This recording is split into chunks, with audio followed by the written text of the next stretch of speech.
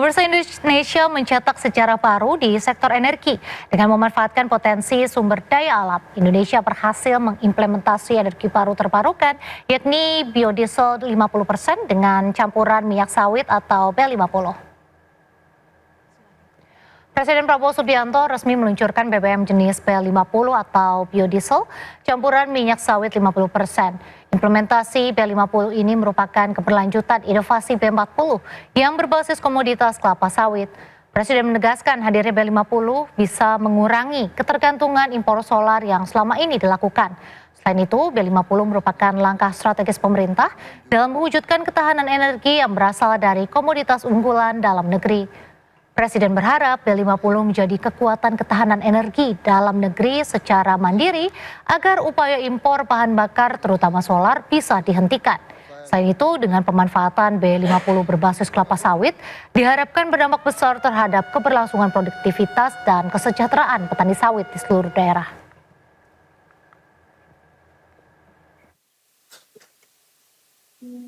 Kemandirian energi B40 tidak cukup. Bahkan pada saat itu saya mendorong ke arah B100. Tapi menteri-menteri saya meyakinkan saya, Pak, dengan B50 saja kita sudah tidak import solar lagi dari luar negeri.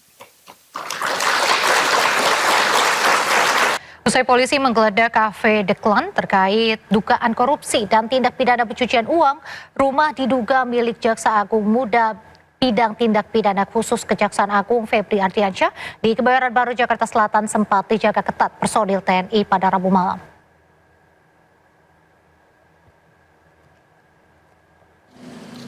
Sejumlah personil TNI berjaga-jaga di depan gerbang rumah mewah diduga milik Jampitsus Febri Ardiansyah. Sebelumnya, tim penyidik melakukan penggeledahan di The Clan Signature Cafe dan sebuah money changer di Cipete, Jakarta Selatan. Dari penggeledahan, penyidik menyita dokumen serta uang dalam berbagai mata uang asing diduga terkait penyidikan dugaan korupsi batubara, PLN, Asabri, dan Krakatau Steel. Mabes TNI buka suara terkait penjagaan di rumah Jampitsus Febri Ardiansyah.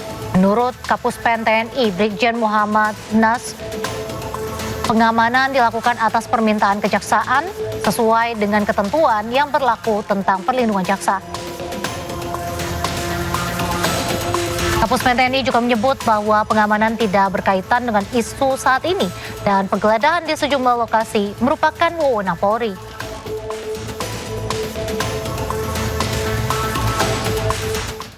Kabid Humas Polda Metro Jaya Kombes Pol Budi Hermanto menyatakan telah menyita sejumlah berangkas dan dokumen saat penggeledahan. Budi menjelaskan terkait pengamanan saat penggeledahan untuk menghindari gangguan yang menghambat penyelidikan. Ditemukan ada berangkas termasuk beberapa koper, tapi ini juga ada dokumen. Kita juga nanti akan memastikan kembali apakah duit ini berada di dalam berangkas ataupun di dalam beberapa dokumen. Pak, ini kan juga cukup banyak begitu ya, ada dari Brimob yang turut berjaga dan memang ini nampaknya mendapatkan perhatian dari masyarakat yang melintas di kawasan ini. Mengapa, Pak? Ya, kami melaksanakan ini sesuai dengan standar operation prosedur untuk terhadap adanya gangguan-gangguan. Kalau adanya gangguan-gangguan ataupun pihak-pihak yang mencoba menghalangi, menghambat proses penggeledahan. Proses penggeledahan ini bagian dari proses penyidikan.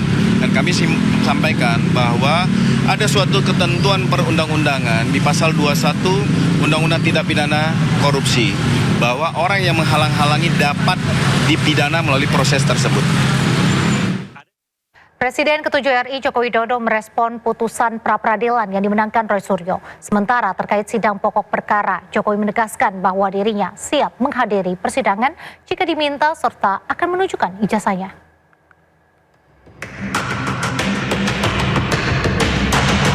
Pengadilan Negeri Jakarta Selatan menerima sebagian gugatan pra-peradilan Roy Suryo terkait penggeledahan, penangkapan, dan penahanan Roy Suryo dalam kasus fitnah ijazah Jokowi. Hakim menyatakan penggeledahan, penangkapan, dan penahanan Roy Suryo tidak sah. Menanggapi hal itu, Jokowi mengaku terkait kasus yang melibatkan Roy Suryo dan Dr. Tifa, Jokowi akan menghormati proses hukum yang berlaku jika dirinya dipanggil oleh majelis hakim. Jokowi menekankan komitmennya untuk membuktikan keaslian ijazah miliknya. Ia menyatakan bakal membawa dokumen asli ijazahnya dari SD sampai S1. Hal ini berlaku untuk kedua persidangan, baik untuk perkara Roy Suryo maupun Dr. Tifa. Kita harus menghormati proses hukum yang ada dan mekanisme hukum yang ada. Kalau saya diundang oleh Yang Mulia Majelis Hakim untuk hadir di forum persidangan, ya saya akan hadir. Dan sesuai yang saya sampaikan yang lalu, saya akan membawa dan menunjukkan ijazah dari SD, SMP, SMA, dan S1 yang saya miliki. Diketahui babak baru kasus fitnah ijazah Jokowi kini tengah bergulir di meja hijau. Terdakwa Dr. Tifa telah menjalani sidang perdana di Pengadilan Negeri Jakarta Timur pada 2 Juli lalu. Sementara itu, berkas perkara terdakwa Roy Suryo masih menunggu jadwal persidangan resmi lantaran Roy sempat mengajukan gugatan pra-peradilan. Tim Liputan News melaporkan. Pemirsa, sebanyak 74 kg emas dan uang ratusan miliar rupiah disita polisi saat menggeledah kafe dan rumah diduga milik Jampitsus Febri Ardiansyah di Jakarta Selatan dan Sentul, Jawa Barat.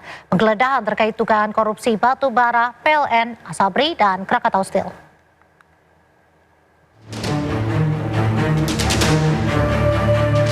Polisi menggeledah sebuah rumah di kawasan Sentul, Bogor, Jawa Barat.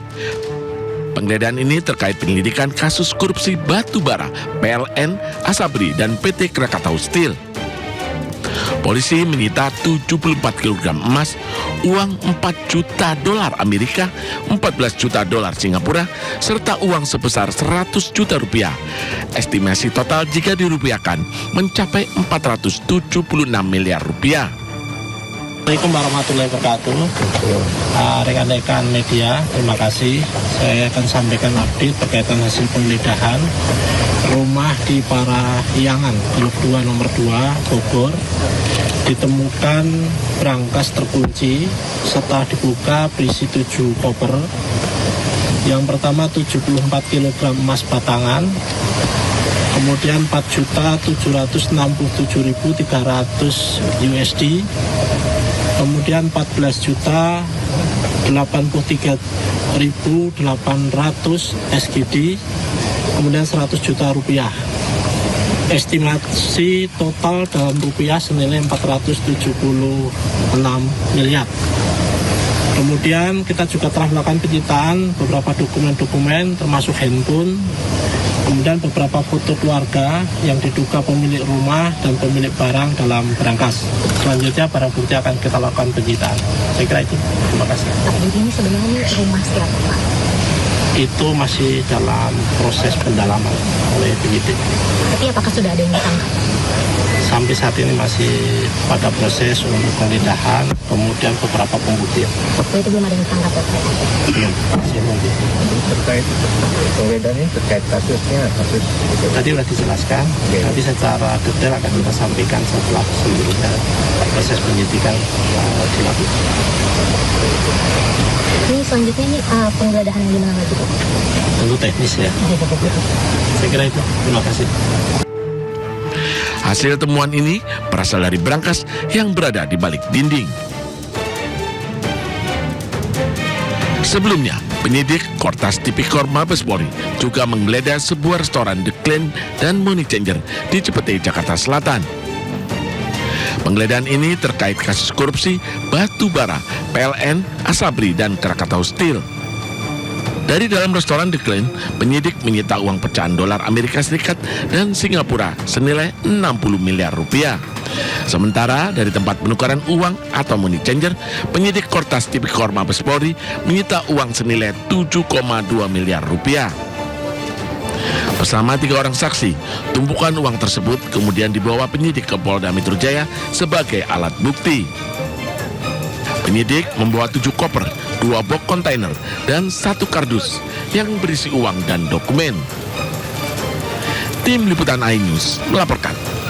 Industri aset kripto Indonesia memasuki babak baru dengan hadirnya pemain global melalui kemitraan bersama perusahaan lokal. Langkah ini diharapkan memperkuat ekonomi digital nasional sekaligus mendorong regulasi dan perlindungan konsumen yang semakin baik. Membangun kepercayaan dan memperkuat BTSE Indonesia resmi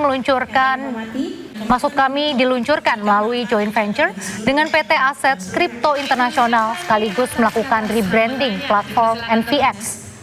Kolaborasi ini menghadirkan teknologi, infrastruktur perdagangan, dan likuiditas global.